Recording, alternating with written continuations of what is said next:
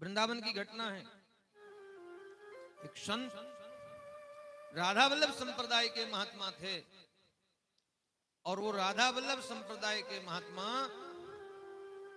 बहुत नाम जापक नामनिष्ठ संत थे।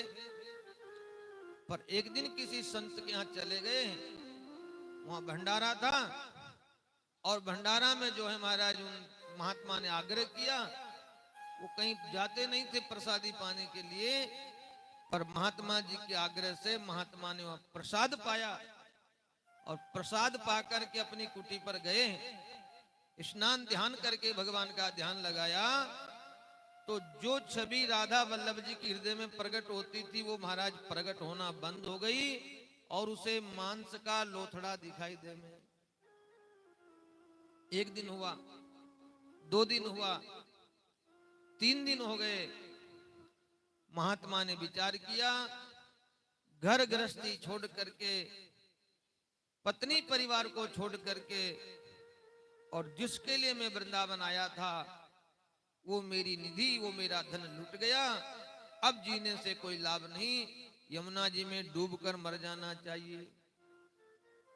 वो महात्मा यमुना जी में चला गया। प्रातःकाल 4 बजे का समय, ठाकुर जी की लीला, जिन महात्मा के यहां उन्होंने प्रसाद पाया था वो महात्मा जी वहीं मिल गए यमुना जी। उन्होंने कहा कि गुरु भाई आप तो इतने जल्दी कभी आते नहीं, आज स्नान करने इतने जल्दी। इतना कहते ही महात्मा ने चरण पकड़ लिए, रोने लगे। मैं आत्महत्या करने के लिए यमुना जी में डूबकर मरने के लिए आया हूं।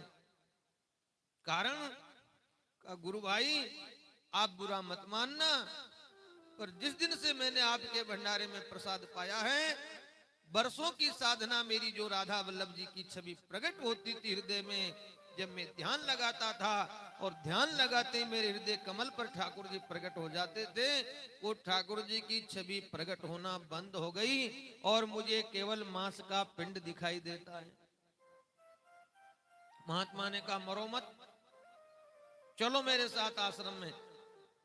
तुरंत महाराज जी ने फोन लगाया। फोन लगाया तो इंदौर का डॉक्टर था। डॉक्टर साहब बैठे, बुरा मत मानना आप। इंदौर के डॉक्टर पे फोन लगाया, महाराज जी का शिष्य था। इसी समय किसी भी अवस्था में हो तुरंत वृंदावन चले आओ। इंदौर से महाराज वो डॉक्टर वहां आया।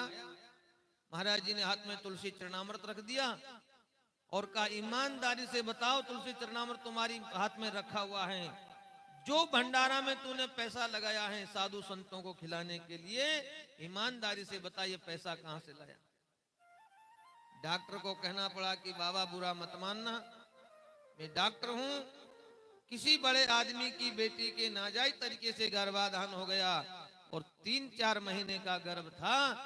वो मैंने 3 लाख रुपए लेकर के उस गर्भ को समाप्त कर दिया।